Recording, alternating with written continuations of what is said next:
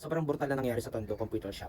Duguan talagang malala. Alam, grabe, hindi magsikin sa utak ko na nangyayari pa rin pala talaga yung mga ganun. Sobrang brutal talaga. At ang suspect mag-ama. Pinatay nila isang lalaki sa computer shop. Pinag-initan nila, nakakaloka. Deleted na kasi yung videos niya, so hindi ko pa napanood yung original na videos. Pero may mga napanood akong short clip dun sa may nagpasa sa akin, pero putol na siya at the same time blurry na siya or malabo, ganun. Naganap to sa Tondo, Manila, computer shop. Tapos nagkaroon natin nagkainitan yung dalawa kasi yung namatay eh medyo may for the record din ata na medyo ano din ata. Siga-siga at medyo alam mo na yung barumbado din, parang ganun. If I'm not mistaken. English din. Tapos ito naman si biktima eh umuwi ata ng bahay tapos nagsumbong sa airpot, yung airpot to the rescue, may kinuhang bagay, and then ang nagpawakas ng buhay sa isang tao sa computer shop, pinagsasaksak nila at nagtulungan talaga nila hanggang sa mapatay nila. Nakakaloka.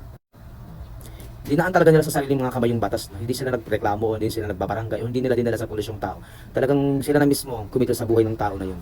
And within 24 hours, yung dalawang biktima na mag-ama, sumuko din naman, and based dun sa interview, na pinagtanggol na lang din yung anak niya kasi agrabyado or parang ganun. Tapos namatayan din ata ng anak yung tatay dahil namatayan ganun dahil parang sa gulo din, sa riot ganun, tapos hindi niya napagtanggol. So parang ganun nangyari sa anak niya ngayon, pinagtanggol na lang. So, sa tingin nyo, makatwiran ba yung ganun? Dinaan mo sa sariling mga kamay, di mo dinaan sa batas. Sa panahon ngayon, napakainit no, napakainit din ng ulo ng mga tao. Madaling mag-init ang ulo ng mga tao ngayon. Pero dapat sana man lang, inisip nyo muna kung ano yung mga pwedeng mangyari pag ginawa nyo yung mga bagay na alam nyo na sa huli pagsisisihan nyo talagang sobrang malala. Saka ang pangit lang dito, mag-ama kayo, makukulong, di ba? Nakakaloka talaga dahil.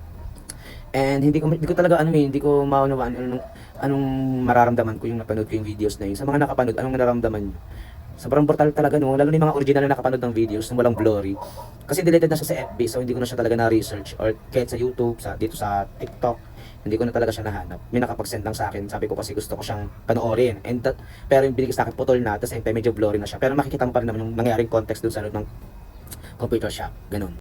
Sobrang viral na niya eh. Pero na-interview sila ni Isko, ni Mayor Isko, at ang daming niyang sinalaysay doon. Pinagsisisihan nila dahil alam din naman nila na talagang mali yung ginawa nila.